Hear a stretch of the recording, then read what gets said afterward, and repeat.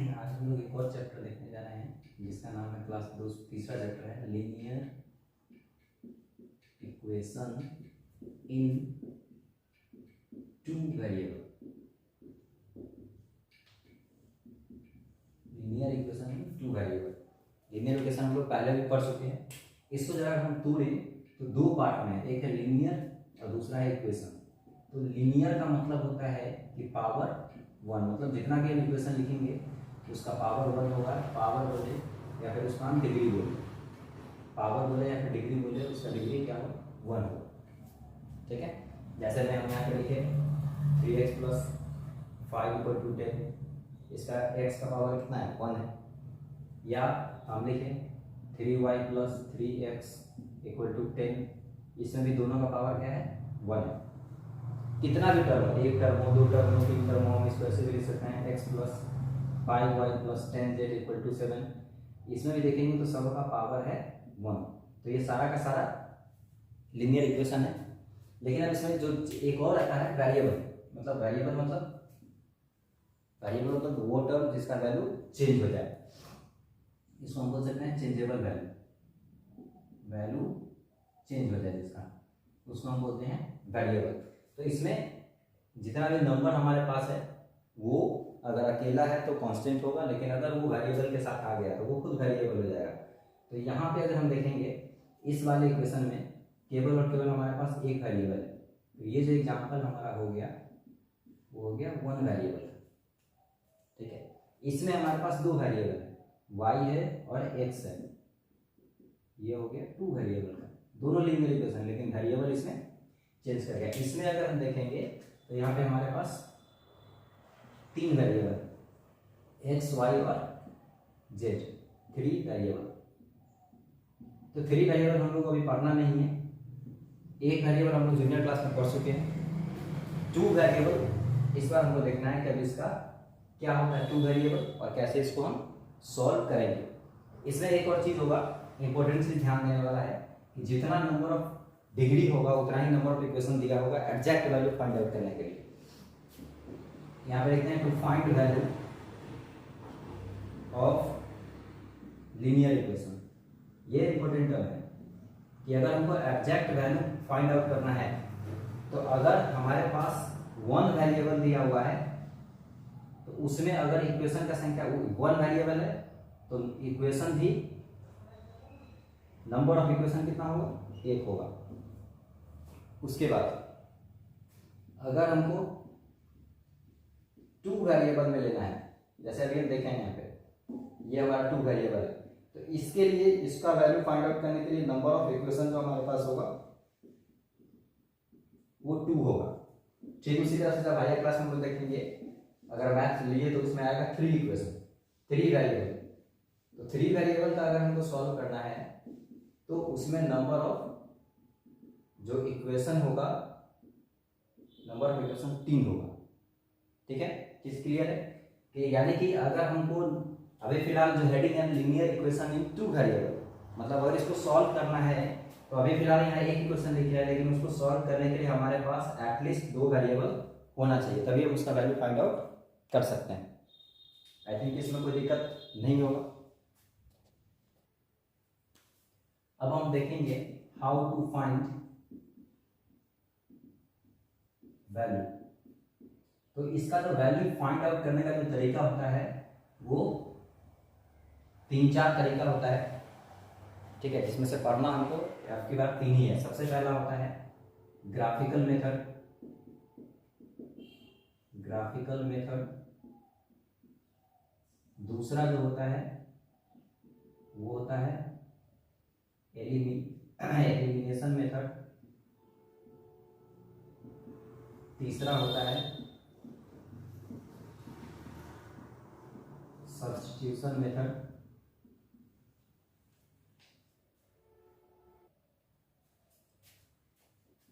चौथा मेथड होता है उसको हम बोलते हैं cross multiplication, cross multiplication method.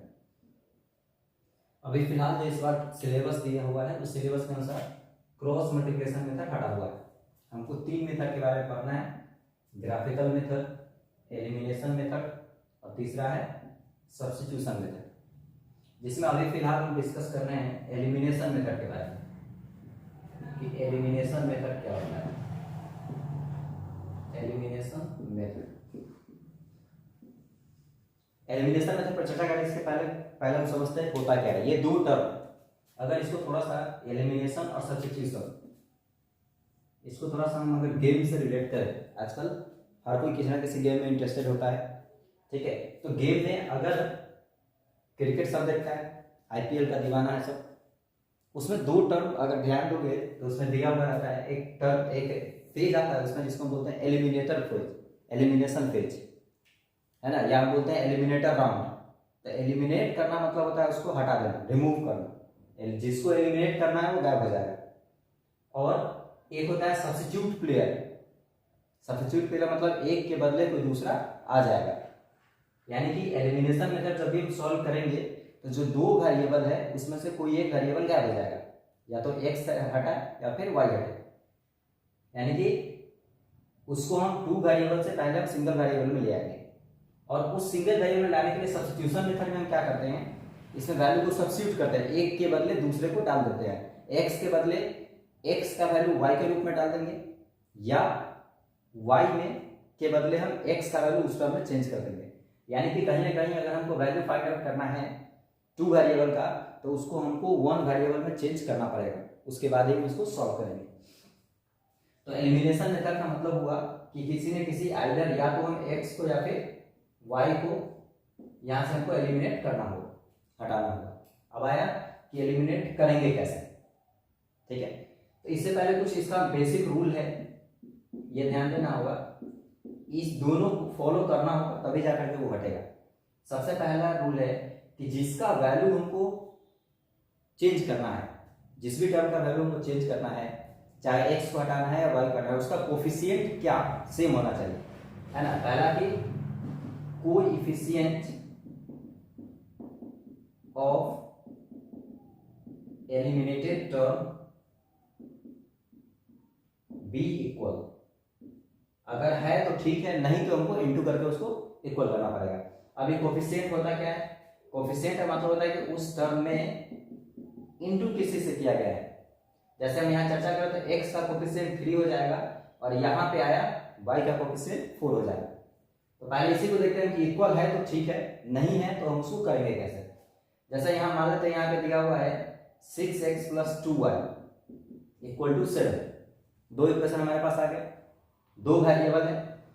इसमें पहला रूल क्या दिया हुआ है कि एलिमिनेटेड टर्म को हमको इक्वल करना है। अगर हम कंसीडर करें, पहले तो हम हटाएंगे किसको, या तो x को या फिर y को। अगर हम x को हटाएं तो यहाँ पे हमारे पास x का कोफिशिएंट 6 है और यहाँ पे कोफिशिएंट 3 है। इसका मतलब है कि अगर हमको x को एलिमिनेट करना होगा तो इस पूरे के पूरे इक्वेशन में हमको 2 से इंटू करना होगा। 2 से जब इंटू करेंगे तो क्या हो जाएगा, कोफिशिएंट ऑफ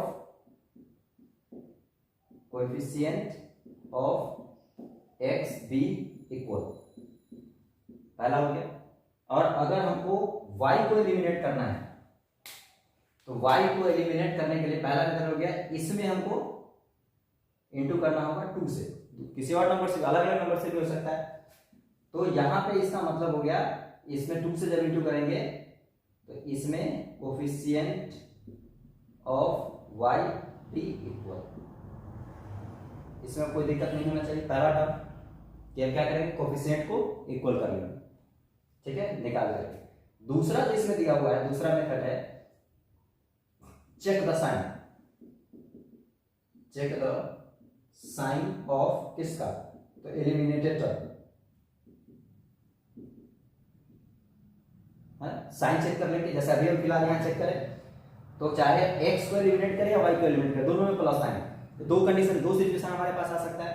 पहला सिचुएशन आ सकता है कि if both sign be equal, दोनों का दोनों साइन इक्वल हो, या तो प्लस हो या फिर माइनस हो।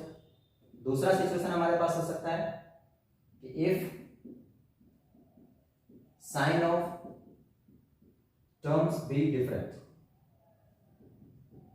तो जब दोनों का साइन जिस कंडीशन में सेम होगा, जैसे यहां पे यहाँ पे दोनों का साइन सेम है, यहाँ भी प्लस है यहाँ भी प्लस है, या फिर y को भी हम हटाएंगे तो यहाँ पे भी ये प्लस है और ये प्लस है। इस कंडीशन में पहले तो हम पहला स्टेप इक्वल करेंगे, दूसरा स्टेप में हम क्या करेंगे, साइन चेक कर लेंगे। अगर साइन दोनों का इक्वल है तो उसमें जो हम करेंगे दोनों इक्वेशन को, तब करेंगे subtract both the equation, subtract both the equation.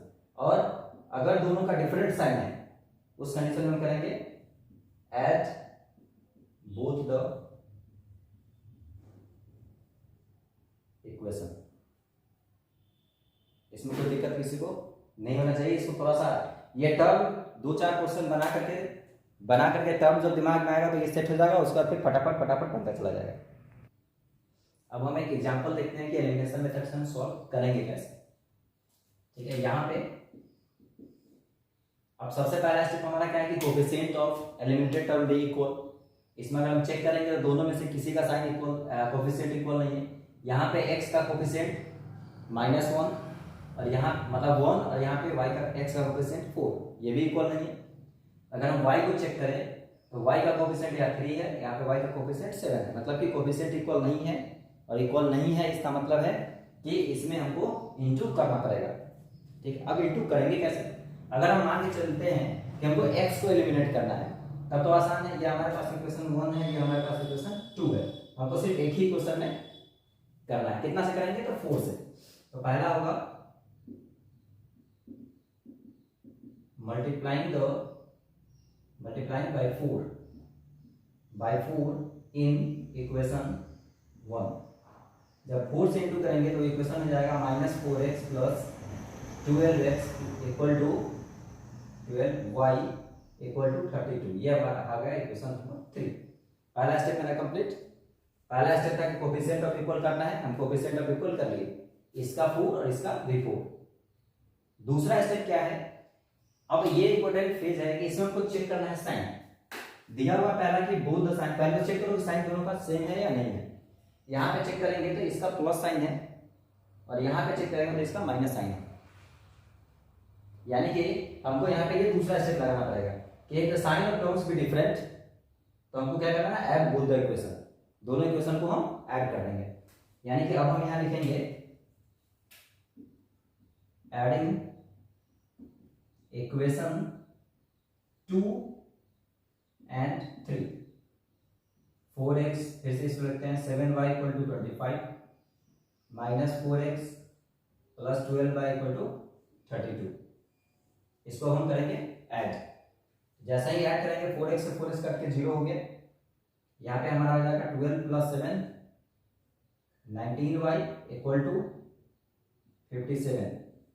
इसको काट देंगे, y का वैल्यू आ गया 3, एक वैल्यू निकल गया। अब x का वैल्यू निकल गया, हमको निकालना दोनों का वैल्यू है। अब इस x का वैल्यू तो 3 इक्वेशन है, तीनों में से किसी भी हम डाल सकते हैं। फिलहाल हम इस x का वैल्यू, y का वैल्यू 1 2 और यहाँ 3 है, तो ये 3 तो चूंकि इसका एक्सपेंडेड फॉर्म है इसलिए हम 1 और 2 में ही पुट करेंगे। तो मान लो कि अगर हम पुट करते हैं x का वैल्यू इक्वेशन 1 में, putting the value of y in equation 1, तब क्या होगा, -x plus 3 into 4 equal to 8, -x plus 12 equal to 8, -x equal to हो जाएगा 8 माइनस 12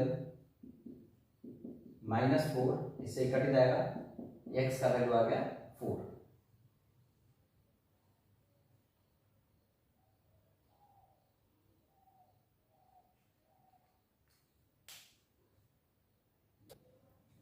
सॉरी यहाँ पे वैल्यू गलती पुट हो गया है। यहाँ पे y का वैल्यू हमारे पास है 3, y का वैल्यू 3 है, हम यहाँ पे पुट कर दिए हैं 4। y का वैल्यू जब यहाँ पे 3 डालेंगे तो हो जाएगा 3 3 जा 9, 9 में से फिर 8 में से 9 को माइनस कर देंगे तो ये हो जाएगा -1, यहाँ पे वैल्यू आएगा 1।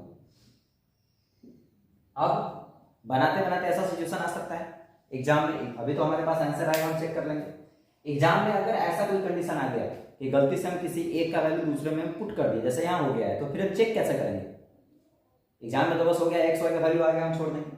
लेकिन ये कंफर्म करने के लिए हम जो बनाए हैं वो सही है या वो गलत है, इसको चेक करने के लिए हम क्या करेंगे, जो दो इक्वेशन दिया हुआ है इसमें से किसी एक में अपने संतुष्टि के लिए पुट करके चेक कर लेंगे क्या इक्वेशन सेटिस्फाई कर रहा है या नहीं कर रहा है। मतलब एक्स और वाई का वैल्यू पुट करके हम चेक कर लेंगे सेल्फ सेटिस्फैक्शन के लिए। अगर हम पहला में पुट करें एक्स का वैल्यू, तो एक्स का वैल्यू -1 है प्लस 3 इंटू 3, 3 3 9, ये 8, यानी कि ये दोनों सेटिस्फाई कर गया किसी एक इक्वेशन में। अगर सेटिस्फाई कर गया कोई भी एक, दोनों कर जाएगा, नहीं तो फिर गलत होगा, फिर इसको बिल्कुल रीचेक करना पड़ेगा। तो इस तरह से हम कंफर्म हो सकते हैं कि हम जो बनाए हैं वो सही है या गलत है। तो ये हमारा है एलिमिनेशन मेथड। इस पर 2-4 क्वेश्चन 10 क्वेश्चन प्रैक्टिस करेंगे तो फिर आसानी से समझ में आ जाएगा और ये तुरंत बन भी जाएगा, एकदम हल्का टॉपिक।